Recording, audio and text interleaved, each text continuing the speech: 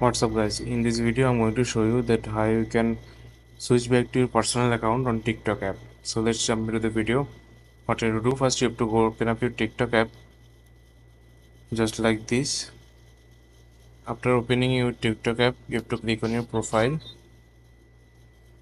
After going to your profile, what you need to do, you have to click on the three dot bar icon in the top right corner. Then you have to click on settings and privacy option in the last option, just like that. After that you have to click on account in the top option, just like that. Please guys, make sure you watch the full video and follow every steps that I'm going to show you. Then what you need to do, you have to click on switch to personal account in the third option, just like this. Then you can see there is a option pop up. You have to click on switch anyway.